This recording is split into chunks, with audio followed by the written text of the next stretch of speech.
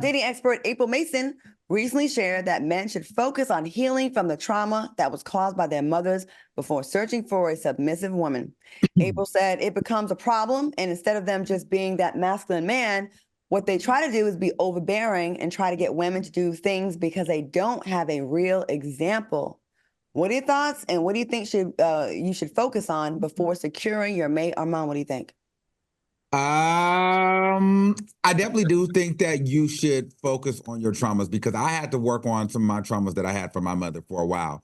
But I think that it's not just your mother, it's just childhood and different traumas in general when securing a mate because you got to learn how to be comfortable with who you are. And a lot of times we are broken people trying to get in relationships and have not healed ourselves. And so we just take all that baggage and all that trauma into our relationships and we trauma bond a lot of times too. So it just becomes a mess. So I think it's not just a thing where you need to work on the trauma from your mother. It's just traumas from your past as a whole for me that I'm realizing that, I probably should have worked on before getting into a relationship because a lot of times I find myself trauma bonding and then it just becomes issues later on down the line.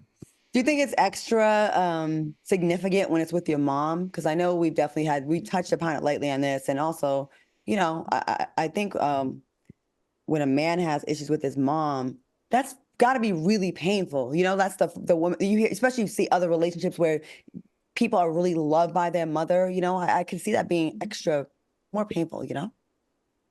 I don't know because I feel like it could be the mom, but then too, like a man not having their father around to kind of teach them and show them how to treat a woman or treat a human being, that could be a thing too. And a lot of Black men don't have their fathers around to really guide them and teach them how to be men. And sometimes when they do have their father around, they're like men like Lil Boosie, where they put their sons out to get heads by strippers. You know what I mean? So they're teaching them the wrong idea on how to treat women. So these men grow up to be dogs because they feel like that is what straight men do. A masculine man does that. You objectify women versus, showing a sensitive side because then you're soft, you're gay. So there's a lot of trauma that goes into becoming a man. You know what I'm saying? From both sides. All right. Al, what are your thoughts on the story? I think this story is conflated. I think remember, she's saying that guys need to heal the trauma that they have with a single mother. She's talking about single mothers, right? And I 110% do not agree with that. I think single mothers do their best trying to teach their young men how to be young men, but they can't teach them how to be men. That's two different conversations. You can be a single mother, and I think the single mothers around this country have done phenomenal jobs in raising young boys without having a man present in the house to teach them how to be boys. All right? Those are two different conversations. So men need to heal their traumas created by their missing fathers more than they need to heal by the traumas that they've seen their mothers go through. And let's be very clear. There is tons of literature, tons of research, tons of papers written about a father's impact on a child's development, and the lack of a father's presence gives you what we see happening real time today. You see a great deal of poverty, drop out from school. You see drugs. You see children out of wedlock. You see men in prison. These are direct effects of the man not being present in the home of the child during his development.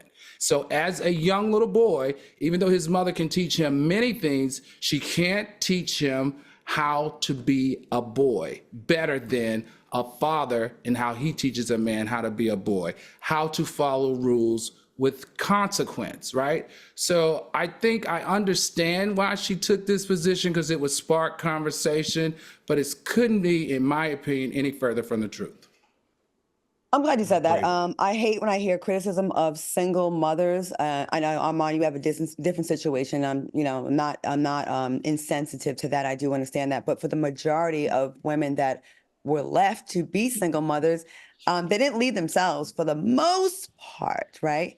And it's like a lot of the blame comes on them, the parent that ended up staying. I think the parent that ended up staying should be the one that gets all the flowers and gets the credit, because they usually do the best they can, much like your dad, Armand. Like the person that stayed is the one that is stuck with the burden of raising. Yes, the blessing, we can say all that, but that is the person that has the burden. That's the person trying to make it work. That's the person that did not take the easy way out and bounce and leave. Well, this is too much. I can't take this.